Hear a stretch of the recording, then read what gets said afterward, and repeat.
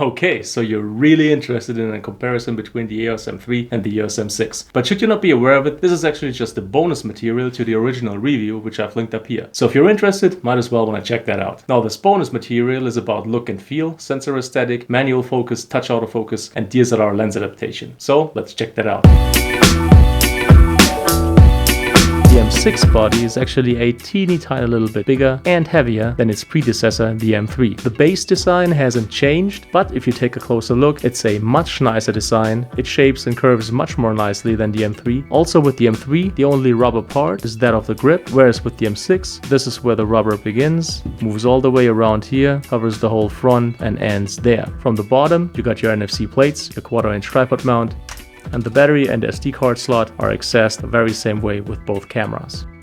Pop-up flash, hot shoe mount, mode dial, exposure compensation dial, shutter button and click wheel around the shutter button, and the multifunction button. Differences are, with the M3 we're getting an on-off button that's level with the body, whereas with the M6 we're getting an on-off switch. It's simply much easier to reach and use. With the M3, only 2 of the 3 dials are made from aluminium, with the click wheel around the shutter button being of a plastic material. The M6 gives us 4 dials and all of them are made from aluminium. The 4th dial is located below the exposure compensation dial and can be used to zoom in and out when in playback mode or be assigned a custom function. Now if we're comparing the button layout on the backside, all they did with the M6 was switch up the positions of the buttons themselves. With the M3, the buttons that were most easily reachable were the record button and the play button. Then again, to push these 2 buttons down here was kind of hard, although those were the ones you could use while recording. Now with the M6 it's different. They moved the record and the play button down here, and actually the 2 buttons I talked about with the M3 down here, they now moved up there. And actually that makes more sense, because once you hit record, you can use these 2 while you record. With this one you can turn face select on and off, and this one lets you lock and unlock exposure. And what I really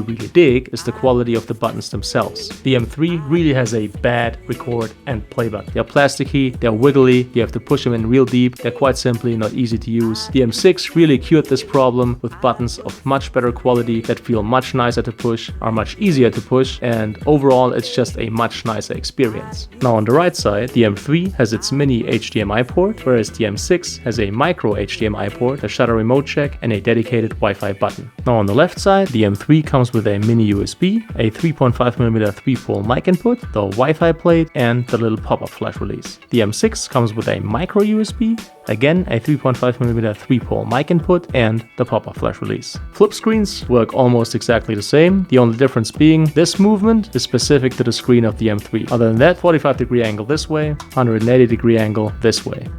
45-degree angle, 180-degree angle. Standard kit lens of the M6 is the 15-45 STM-M image stabilized lens, and standard kit lens of the M3 used to be the 18-55 STM-M lens, which is also image stabilized. There's a trick to this. Before you can use it, you have to set it into the shooting position, so it extends a little, which then brings it to just about the same height as the 18-55. And although it's a plastic build, there's like no wiggle, so these are very high quality materials. The 18-55 comes with the metal mount, whereas the 15-45 only has the plastic mount. Then again, the 15-45 is so light, the plastic mount won't be a problem.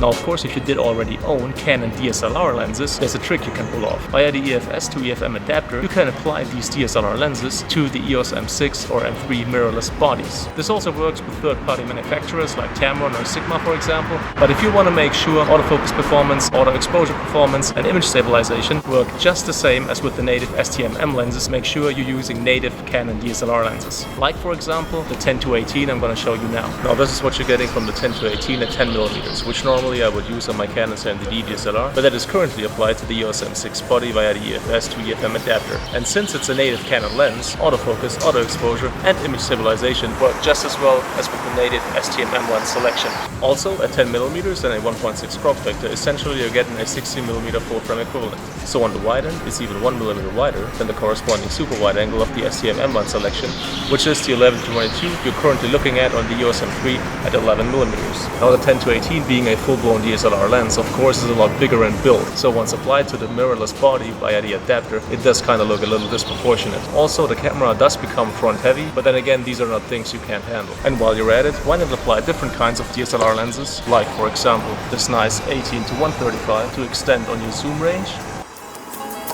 No, I'll be there. No, I'll never or possibly the 50mm f1.8 to get real nice bokeh.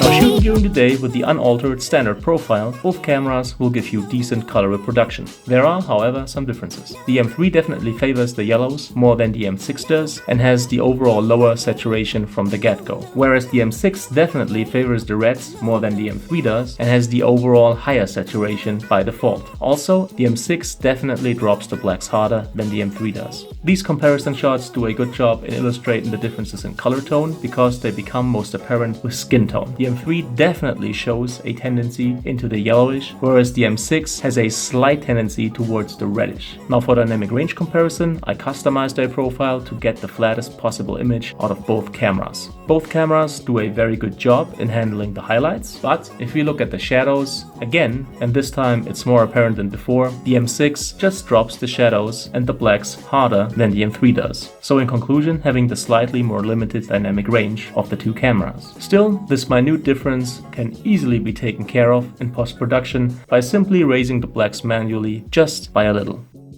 Et voila, we're there. Now, manually focusing with both cameras is super easy. Just make sure to turn on peaking in the menus, click left on the click wheel and you're in manual focus mode. The focus ring of the 18-55 kit lens is just perfect. It just feels and moves exactly right and is of the perfect size. If you're new to manually focusing, it does take some trial and error, but with this kit lens, you'll get the hang of it very quickly. Now, the 15-45 kit lens isn't as good as the 18-55. Reason number one being the focus ring itself is pretty slim. Should be thicker in my opinion. Reason number two, and most importantly, it's way too loose. So this makes focusing, and especially focusing quickly, very hard. You far too easily move the focus past the subject you want to hit, especially if you're trying to do faster focus pulls. Touch autofocus with the M6 is precise, smooth and reliable. Great to work with.